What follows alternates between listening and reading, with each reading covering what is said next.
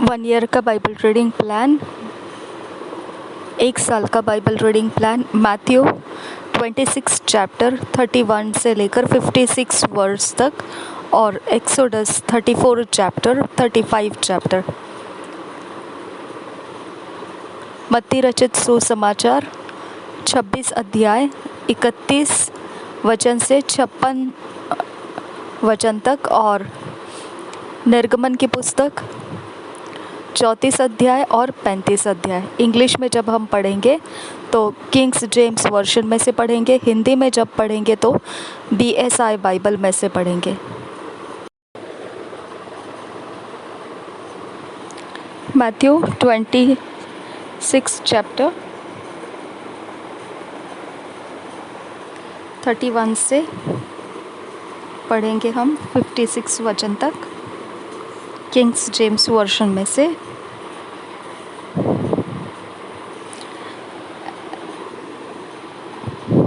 Actually जब मैं English में पढ़ती हूँ तब मैं जब अपनी जगह से दूसरी जगह में चली गई थी तो उनको मेरा प्रोनाउंसिएशन, जो उच्चार किए जाते हैं इंग्लिश के शब्द, वह समझ में नहीं आ रहे थे।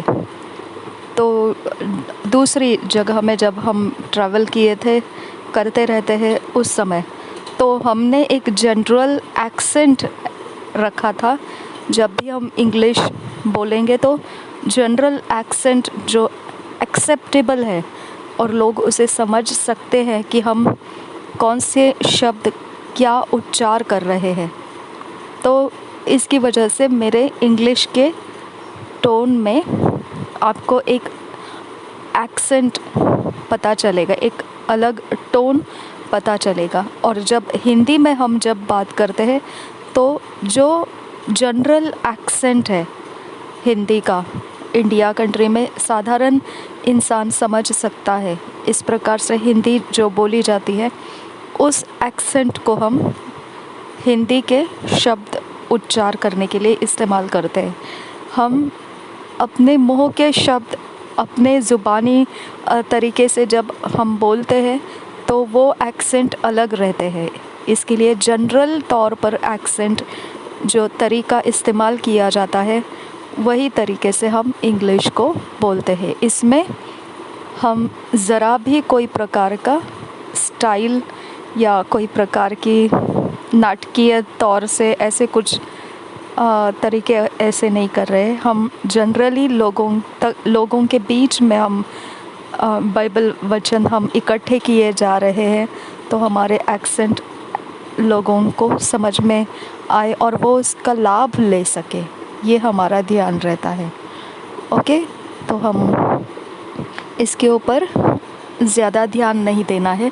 जब अगर आपको एक्सेंट अपनी ओर से अलग तरीके से आपको इस वचन को पढ़ना है, आप अपने एक्सेंट में उसे बाइबल में से पढ़ सकते हैं। लेकिन कोई अगर बाइबल नहीं खोलना चाहता है और सिर्फ सुनना चाहता है तो एक जनरल एक्सेंट जो रहता है उसमें हम रीडिंग करते हैं। ओके, तो हम सब मिलके ही ये रीडिंग कर रहे हैं, हम अकेले नहीं कर रहे। तो जनरल एक्सेंट में, उच्चार पद्धति में हम हिंदी और इंग्लिश में बाइबल को पढ़ लेते हैं। ओके, सो नेवर थिंक कि हम कोई प्रकार के स्टाइल या नाटकीय तौर पर हम कुछ अलग बर्ताव किए जा रहे, ऐसे नहीं है। Okay, don't misunderstand in this way. हम पढ़ेंगे मैथ्यू 26 चैप्टर का 31 वर्स से पढ़ेंगे। Then saith Jesus unto them, All ye shall be offended because of me this night, for it is written, I will smite the shepherd, and the sheep of the flock shall be scattered abroad. But after I am risen again, I will go before you into Galilee. Peter answered and said unto him, Though all men shall be offended because of thee, yet will I never be offended. Jesus said unto him, Verily I say unto thee, that this night before the cock crow thou shalt deny me thrice. Peter said unto him, Though I should die with thee, yet will I not deny thee. Likewise also said all the disciples. Then cometh Jesus with them unto a place called Gethsemane, and saith unto the disciples, Sit ye here, while I go and pray yonder. And he took with him Peter and the two sons of Zebedee, and began to be sorrowful and very heavy. Then saith he unto them, My soul is exceeding sorrowful, even unto death. Tarry ye here, and watch with me. And he went a little further, and fell on his face, and prayed, saying, O my Father, if it be possible, let this cup pass from me. Nevertheless, not as I will, but as thou wilt. As thou wilt. 40 verse आगे. And he cometh unto the disciples, and findeth them asleep, and saith unto Peter, What, could ye not watch with me 1 hour? Watch and pray that ye enter not into temptation. The spirit indeed is willing, but the flesh is weak. He went away again the second time, and prayed, saying, O my Father, if this cup may not pass away from me, except I drink it, thy will be done. And he came and found them asleep again, for their eyes were heavy. And he left them, and went away again, and prayed the third time, saying the same words. Then cometh he to his disciples, and said unto them, Sleep on now, and take your rest. Behold, the hour is at hand, and the Son of Man is betrayed into the hands of sinners. Rise, let us be going. Behold, he is at hand that doeth betray me. And while he yet spake, lo, Judas, one of the 12, came, and with him a great multitude, with swords and staves, from the chief of priests and elders of the people. Now he that betrayed him gave them a sign, saying, Whomsoever I shall kiss, that same is he, hold him fast. And forthwith he came to Jesus, and said, Hail, Master, and kissed him. And Jesus said unto him, Friend, wherefore art thou come? Then came they, and laid hands on Jesus, and took him. And behold, one of them which were with Jesus stretched out his hand, and drew his sword, and struck a servant of the high priest's, and smote his of his ear. Then said Jesus unto him, Put up again thy sword into his place, for all they that take the sword shall perish with the sword. Thinkest thou that I cannot now pray to my Father, and he shall presently give me more than 12 legions of angels? But how then shall the scriptures be fulfilled, that thus it must be? In that same hour said Jesus to the multitudes, Are ye come out as against a thief with swords and staves, for to take me? I sat daily with you teaching in the temple, and ye laid no hold on me. But all this was done, that the scriptures of the prophets might be fulfilled. Then all the disciples forsook him and fled. 56 वर्ष तक ही पढ़ना था, हम हिंदी में पढ़ेंगे.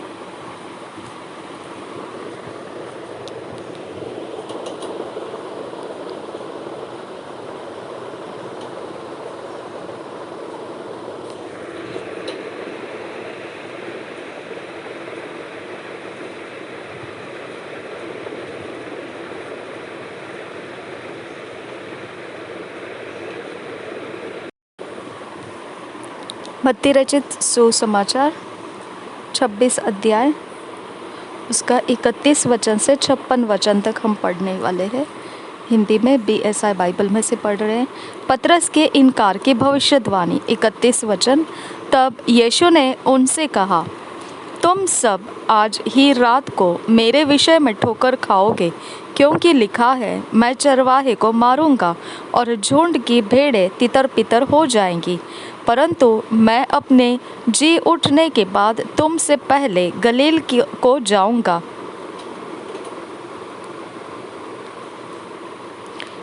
इस पर पतरस ने उससे कहा, यदि सब तेरे विषय में ठोकर खाए तो खाए, परंतु मैं कभी भी ठोकर न खाऊंगा। यीशु ने उससे कहा, मैं तुझसे सच कहता हूँ कि आज ही रात को मुर्ग के बांग देने से पहले तू 3 बार मुझसे मुकर जाएगा। पतरस ने उससे कहा, यदि मुझे तेरे साथ मरना भी पड़े तो भी मैं तुझसे कभी न मुकरूंगा। और ऐसा ही सब चेलों ने भी कहा। गतसमनी में प्रार्थना 36 वचन से आगे। तब यीशु अपने चेलों के साथ गतसमनी नामक एक स्थान में आया और अपने चेलों से कहने लगा, यहीं बैठे रहना जब तक मैं वहाँ जाकर प्रार्थना करूँ। वह पतरस और जब्दी के दोनों पुत्रों को साथ ले गया और उदास और व्याकुल होने लगा। तब उसने उनसे कहा, मेरा जी बहुत उदास है, यहाँ तक कि मेरा प्राण निकला जा रहा है। तुम यहीं ठहरो और मेरे साथ जागते रहो। फिर वह थोड़ा और आगे बढ़कर मुँह के बल गिरा और वह प्रार्थना की, हे मेरे पिता, यदि हो सके तो यह कटोरा मुझसे टल जाए, तो भी जैसा मैं चाहता हूँ वैसा नहीं, परंतु जैसा तू चाहता है वैसा ही हो। फिर उसने चेलों के पास आकर उन्हें सोते पाया और पतरस से कहा, क्या तुम मेरे साथ एक घड़ी भी न जाग सके? जागते रहो और प्रार्थना करते रहो कि तुम परीक्षा में न पड़ो। आत्मा तो तैयार है, परंतु शरीर दुर्बल है। फिर उसने दूसरी बार जाकर यह प्रार्थना की, हे मेरे पिता, यदि यह मेरे पिए बिना नहीं हट सकता तो तेरी इच्छा पूरी हो। तब उसने आकर उन्हें फिर सोते पाया, क्योंकि उनकी आंखें नींद से भरी थी। उन्हें छोड़कर वह फिर चला गया और उन्हीं शब्दों में फिर तीसरी बार प्रार्थना की। तब उसने चेलों के पास आकर उनसे कहा, अब सोते रहो और विश्राम करो। देखो, घड़ी आ पहुंची है और मनुष्य का पुत्र पापियों के हाथ पकड़वाया जाता है। उठो, चले, देखो, मेरा पकड़ने वाला निकट आ पहुंचा है। यीशु का धोखे से पकड़ा जाना 47 वचन से आगे। वह यह कह ही रहा था कि यहूदा, जो 12 में से एक था, आया और उसके साथ प्रधान याजकों और लोगों के पुरनियों की ओर से बड़ी भीड़ तलवारें और लाठियां लिए हुए आई। उसके पकड़वाने वाले ने उन्हें यह संकेत दिया था, जिसको मैं चूम लूँ वही है, उसे पकड़ लेना। और तुरंत यीशु के पास आकर कहा, हे रब्बी, नमस्कार, और उसको बहुत चूमा। यीशु ने उससे कहा, हे मित्र, जिस काम के लिए तू आया है उसे कर ले। तब उन्होंने पास आकर यीशु पर हाथ डाले और उसे पकड़ लिया। यीशु के साथियों में से एक ने हाथ बढ़ाकर अपनी तलवार खींच ली और महायाजक के दास पर चलाकर उसका कान उड़ा दिया। तब यीशु ने उससे कहा, अपनी तलवार म्यान में रख ले, क्योंकि जो तलवार चलाते हैं वे सब तलवार से नष्ट किए जाएंगे। क्या तू नहीं जानता कि मैं अपने पिता से विनती कर सकता हूँ और वह स्वर्गदूतों की 12 पलटन से अधिक मेरे पास अभी उपस्थित कर देगा? परंतु पवित्र शास्त्र की वे बातें कि ऐसा होना अवश्य है, कैसे पूरी होगी? उस समय यीशु ने भीड़ से कहा, क्या तुम तलवारें और लाठियां लेकर मुझे डाकू के समान पकड़ने के लिए निकले हो? मैं हर दिन मंदिर में बैठकर उपदेश दिया करता था और तुमने मुझे नहीं पकड़ा, परंतु यह सब इसलिए हुआ है कि भविष्यद्वक्ताओं के वचन पूरे हो। तब सब चेले उसे छोड़कर भाग गए।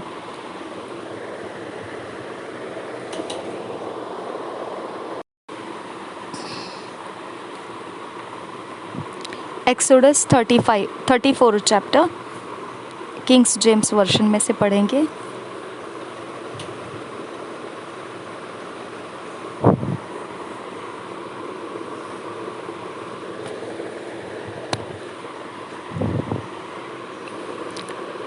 Introduction. The tables are renewed.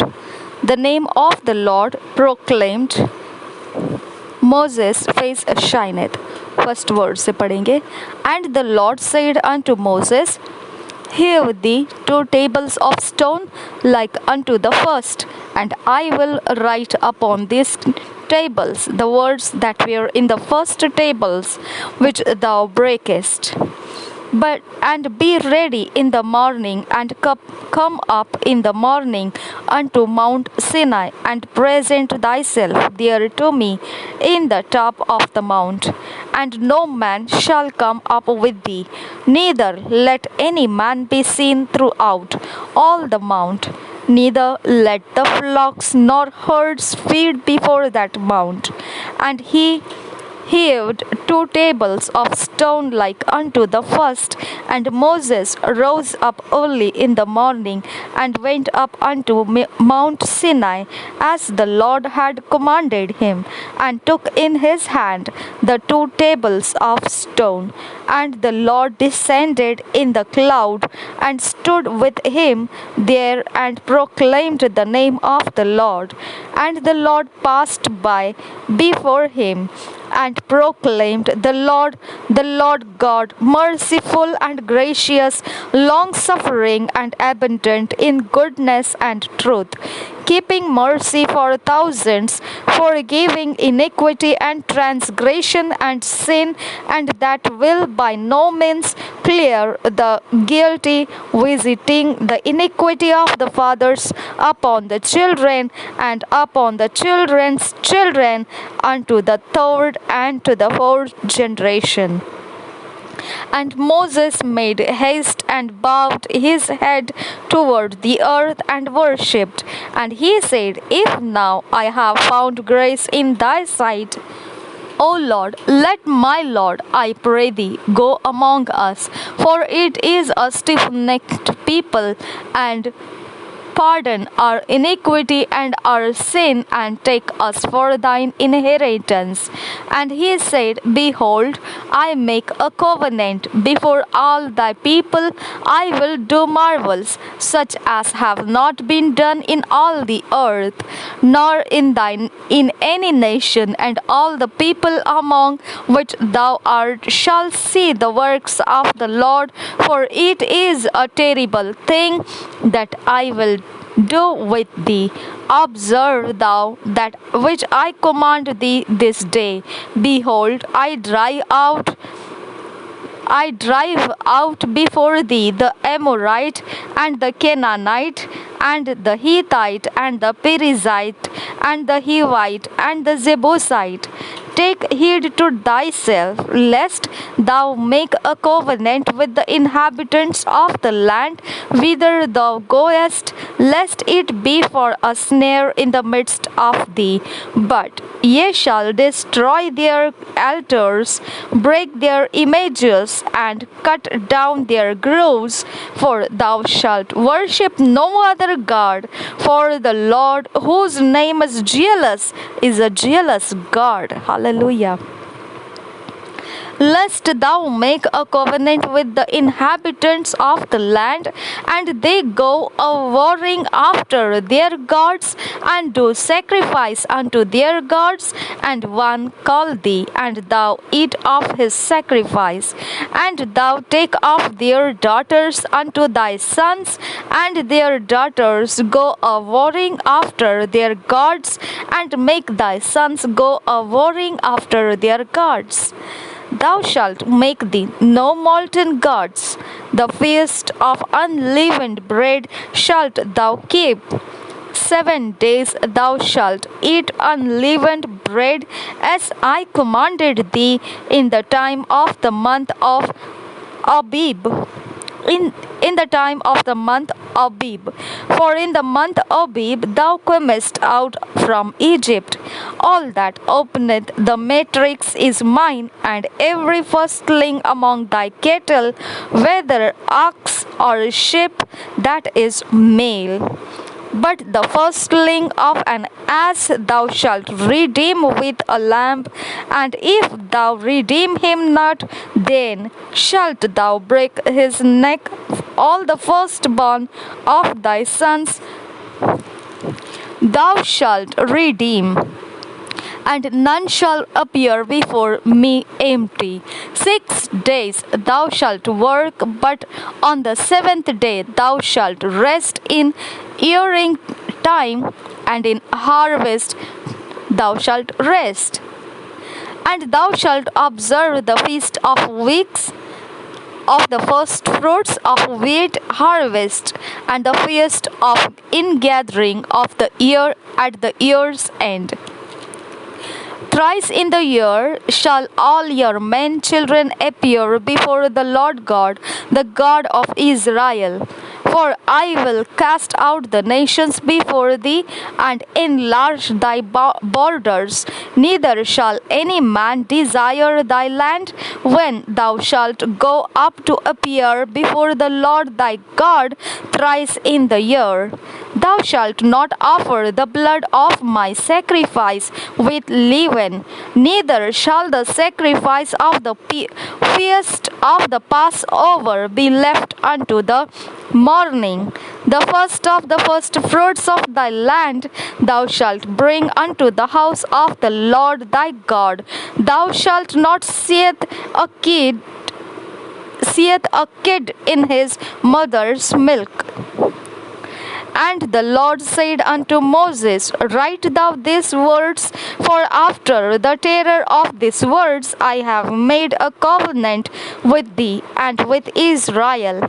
And he was there with the Lord 40 days and 40 nights. He did neither eat bread nor drink water. And he wrote upon the tables the words of the covenant, the 10 commandments. And it came to pass, when Moses came down from Mount Sinai with the 2 tables of testimony in Moses' hand, when he came down from the mount, that Moses wist not that the skin of his face shone while he talked with him. And when Aaron and all the children of Israel saw Moses, behold, the skin of his face shone, and they were afraid to come nigh him. And Moses called unto them, and Aaron, all the rulers of the congregation, returned unto him. And Moses talked with them. And afterward all the children of Israel came nigh, and he gave them in commandment all that the Lord had spoken with him in Mount Sinai. And till Moses had done speaking with them, he put a veil on his face.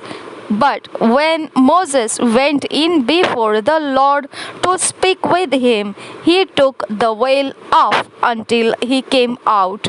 And he came out and spake unto the children of Israel that which he was commanded. And the children of Israel saw the face of Moses, that the skin of Moses' face shone, and Moses put the veil upon his face again. till he went in to speak with him. Chapter 35. The Sabbath, the free gifts for the tabernacle. Bezalel and Aholiab called to the work. First verse से पढ़ेंगे. And Moses gathered all the congregation of the children of Israel together and said unto them, These are the words which the Lord hath commanded that ye should do them. 6 days shall work be done, but on the 7th day there shall be to you an holy day, a Sabbath of rest to the Lord. Whosoever doeth work therein shall be put to death. Ye shall kindle no fire throughout your habitations upon the Sabbath day. And Moses spake unto all the congregation of the children of Israel, saying, This is the thing which the Lord commanded, saying, Take ye from among you an offering unto the Lord. Whosoever is of a willing heart, let him bring it an offering of the Lord, gold and silver and brass and blue and purple and scarlet and fine linen and goats' hairs and rams' skins dyed red, and badgers' skins, and shittim wood, and oil for the light, and spices for anointing oil, and for the sweet incense, and onyx stones, and stones to be set for the ephod, and for the breastplate. And every wise-hearted among you shall come and make all that the Lord hath commanded, the tabernacle, his tent, and his covering, his statues and his boards, his bars, his pillars and his sockets, the ark and the staves thereof, with the mercy seat and the veil of the covering, the table and his staves and all his vessels, and the shewbread, the candlestick also for the light, and his furniture, and his lamps, with the oil for the light, and the incense altar, and his staves, and the anointing oil, and the sweet incense, and the hanging for the door at the entering in of the tabernacle, the altar of burnt offering with his brazen grate, his staves and all his vessels, the laver and his foot, the hangings of the court, his pillars and their sockets, and the hanging for the door of the court, the pins of the tabernacle, and the pins of the court and their cords. The clothes of service to do service in the holy place, the holy garments for Aaron the priest, and the garments of his sons to minister in the priest's office. And all the congregation of the children of Israel departed from the presence of Moses. They came, every one whose heart stirred him up, and every one whom his spirit made willing. And they brought the Lord's offering to the work of the tabernacle of the congregation, and for all his service, and for the holy garments. And they came, both men and women, as many as were willing hearted, and brought bracelets and earrings, and rings and tablets, all jewels of gold, and every man that offered an offering of gold unto the Lord. And every man with whom was found blue and purple and scarlet and fine linen and goat's hair and red skins of rams and badgers' skins brought them. Every one that did offer an offering of silver and brass brought the Lord's offering, and every man with whom was found shittim wood for any work of the service brought it. And all the women that were wise-hearted did spin with their hands, and brought that which they had spun, both of blue and of purple and of scarlet and of fine linen. And all the women whose heart stirred them up in wisdom spun goat's hair. And the rulers brought onyx stones and the stones to be set for the ephod and for the breastplate, and spice and oil for the light, and for the anointing oil, and for the sweet incense. The children of Israel brought a willing offering unto the Lord, every man and woman whose heart made them willing to bring for all manner of work, which the Lord had commanded to be made by the hand of Moses. And Moses said unto the children of Israel, See, the Lord hath called by name Bezalel, the son of Uri, the son of Hur, of the tribe of Judah, and he hath filled him with the Spirit of God, in wisdom, in understanding, and in knowledge, and in all manner of workmanship, and to devise curious works, to work in gold, and in silver, and in brass, and in the cutting of stones to set them, and in carving of wood to make any manner of cunning work. And he hath put in his heart that he may teach both he and Aholiab the son of Ahisamach of the tribe of Dan. Them hath he filled with wisdom of heart to work all manner of work of the engraver and of the cunning workman, and of the embroiderer, in blue and in purple, in scarlet and in fine linen, and of the weaver, even of them that do any work, and of those that devise cunning work. निर्गमन 34 अध्याय। पत्थर की नई तख्तियाँ। पहले वचन से, फिर यहोवा ने मूसा से कहा, पहली तख्तियों के समान पत्थर की 2 और तख्तियाँ गढ़ ले। तब जो वचन उन पहली तख्तियों पर लिखे थे, जिन्हें तूने तोड़ डाला, वे ही वचन मैं उन तख्तियों पर भी लिखूंगा।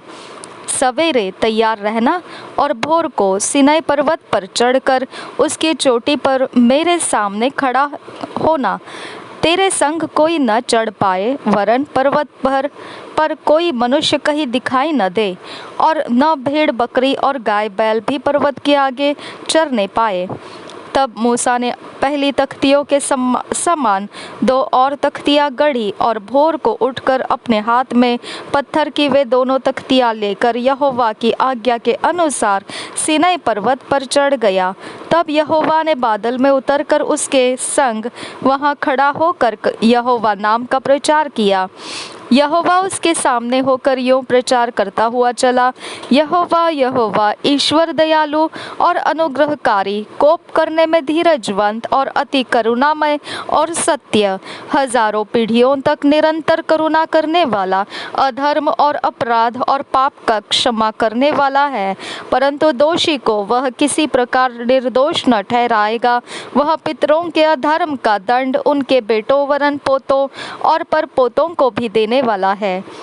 तब मूसा ने तुरंत पृथ्वी की ओर झुककर दंडवत किया और उसने कहा, हे प्रभु, यदि तेरे अनुग्रह की दृष्टि मुझ पर हो तो प्रभु, हम लोगों के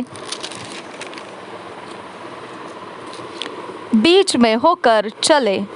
ये लोग हठीले तो है, तो भी हमारे अधर्म और पाप को क्षमा कर और हमें अपना निज भाग मान के ग्रहण कर। वाचा का दोहराया जाना। 10 वचन से आगे उसने कहा, सुन, मैं एक वाचा बांधता हूँ, तेरे सब लोगों के सामने मैं ऐसे आश्चर्य कर्म करूँगा जैसा पृथ्वी पर और सब जातियों में कभी नहीं हुए, और वे सारे लोग जिनके बीच तू रहता है यहोवा के कार्य को देखेंगे, क्योंकि जो मैं तुम लोगों के लिए करने पर हूँ वह भयंकर काम है। जो आज्ञा मैं आज तुम्हें देता हूँ उसे तुम लोग मानना।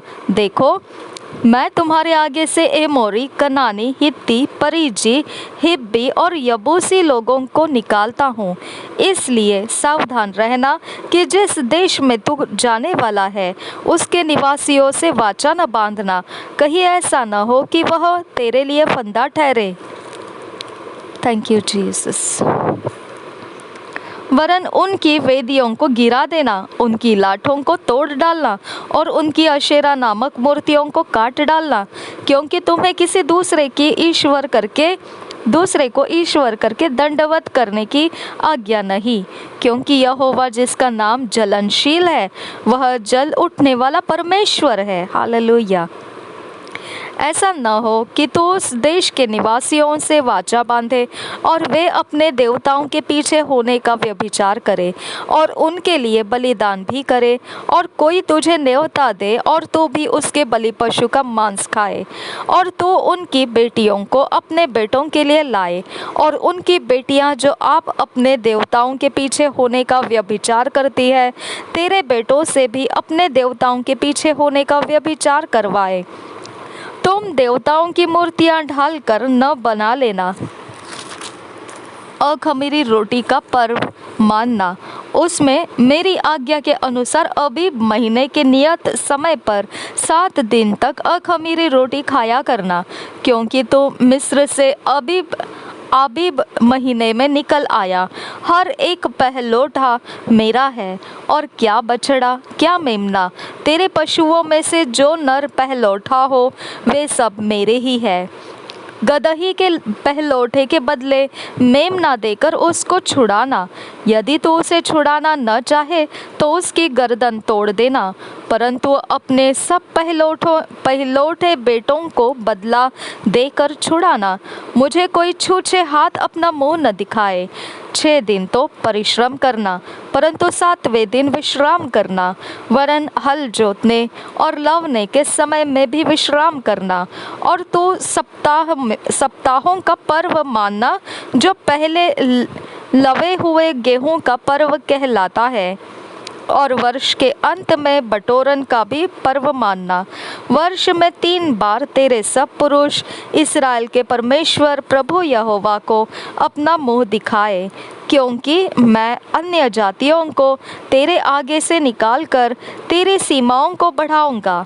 और जब तू अपने परमेश्वर यहोवा को अपना मुँह दिखाने के लिए वर्ष में 3 बार आया करे, तब कोई तेरी भूमि का लालच न करेगा। मेरे बलिदान के लहू को खमीर सहित न चढ़ाना, और न फसह के पर्व के बलिदान में से कुछ सबेरे तक रहने देना। अपनी भूमि की पहली उपज का पहला भाग अपने परमेश्वर यहोवा के भवन में ले आना। बकरी के बच्चे को उसकी माँ के दूध में न पकाना।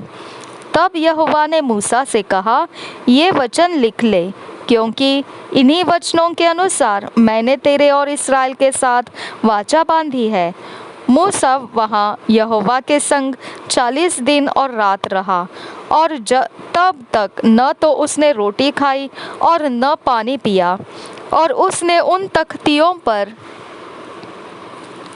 वाचा के वचन अर्थात 10 आज्ञाएं लिख दी। मूसा का पहाड़ से उतरना, 29 वचन से आगे। जब मूसा साक्षी की दोनों तख्तियां हाथ में लिए हुए सीनै पर्वत से उतर रहा था, तब यहोवा के साथ बातें करने के कारण उसके चेहरे से किरणें निकल रही थी, परंतु वह यह नहीं जानता था कि उसके चेहरे से किरणें निकल रही है। जब हारून और सब इस्राएलियों ने मूसा को देखा कि उसके चेहरे से किरणें निकल रही है, तब वे उसके पास जाने से डर गए। तब मूसा ने उनको बुलाया और हारून मंडली के सारे प्रधानों समेत उसके पास आया, और मूसा उनसे बातें करने लगा। इसके बाद सब इस्राएली पास आए, और जितनी आज्ञाएं यहोवा ने सीनै पर्वत पर उसके साथ बात करने के समय दी थी, वे सब उसने उन्हें बताई। जब तक मूसा उनसे बात न कर चुका, तब तक अपने मुंह पर ओढ़ना डाले रहा, परंतु जब जब मूसा भीतर यहोवा से बात करने को उसके सामने जाता, तब तब वह उस ओढ़नी को निकलते समय तक उतारे हुए रहता था। फिर बाहर आकर जो जो आज्ञा उसे मिलती उन्हें इस्राएलियों से कह देता था। इस्राएली मूसा का चेहरा देखते थे कि उससे किरणें निकलती है, और जब तक वह यहोवा से बात करने को भीतर न जाता तब तक वह उस ओढ़नी को डाले रहता था। शब्द को मानना 35 अध्याय पहले वचन से। मूसा ने इस्राएलियों को की सारी मंडली को इकट्ठा करके उनसे कहा, जिन कामों के करने की आज्ञा यहोवा ने दी है वे यह है, 6 दिन तो कामकाज किया जाए, परंतु 7वां दिन तुम्हारे लिए पवित्र और यहोवा के लिए परम विश्राम का दिन ठहरे। उसमें जो कोई कामकाज करे वह मार डाला जाए, वरन विश्राम के दिन तुम अपने अपने घरों में आग तक न जलाना, पवित्र तंबू के लिए भेंट। 4 वचन से आगे। फिर मूसा ने इस्राएलियों की सारी मंडली से कहा, जिस बात की आज्ञा यहोवा ने दी है वह यह है, तुम्हारे पास से यहोवा के लिए भेंट ली जाए, अर्थात जितने अपनी इच्छा से देना चाहे वे यहोवा की भेंट करके ये वस्तुएं ले आए, अर्थात सोना, चांदी, पीतल, नीले, बैंगनी और लाल रंग का कपड़ा, सूक्ष्म सनी का कपड़ा, बकरी का बाल, लाल रंग से रंगी हुई मेढ़ों की खालें, सोइसों की खालें, बबूल की लकड़ी, उजियाला देने के लिए तेल, अभिषेक का तेल और धूप के लिए सुगंध द्रव्य, फिर एपोद और चपरास के लिए सुलैमानी मणि और जड़ने के लिए मणि। निवास स्थान की विभिन्न वस्तुएं। 10 वचन से आगे। तुम में से जितनों के हृदय में बुद्धि का प्रकाश है वे सब आकर जिस जिस वस्तु की आज्ञा यहोवा ने दी है वे सब बनाए, अर्थात तंबू और आवरण समेत निवास और उसकी घुंडी, तख्ते, बेंडे, खंबे और कुर्सियाँ, फिर डंडों समेत संदूक और प्रायश्चित का ढकना और बीच वाला पर्दा, डंडों और सब सामान समेत मेज और भेंट की रोटियां, सामान और दीपकों समेत उजियाला देने वाला दीवट और उजियाला देने के लिए तेल, डंडों समेत धूप वेदी, अभिषेक का तेल, सुगंधित धूप और निवास के द्वार का पर्दा, पीतल के झंझरी, डंडों आदि सारे सामान समेत होम वेदी, पाये समेत हौदी, खंभों और उनकी कुर्सियों समेत आंगन के पर्दे और आंगन के द्वार के पर्दे, निवास और आंगन दोनों के खूंटे और डोरियां।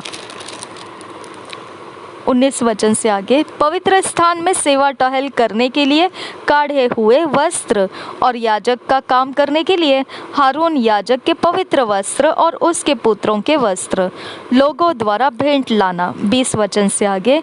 तब इस्राएलियों की सारी मंडली मूसा के सामने से लौट गई, और जितनों को उत्साह हुआ और जितनों के मन में ऐसी इच्छा उत्पन्न हुई थी वे मिलाप वाले तंबू के काम करने और उसकी सारी सेवा और पवित्र वस्त्रों के बनाने के लिए यहोवा की भेंट ले आने लगे।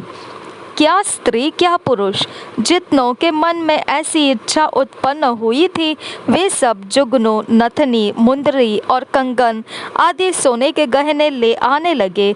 इस भांति जितने मनुष्य यहोवा के लिए सोने की भेंट के देने वाले थे वे सब उनको ले आए।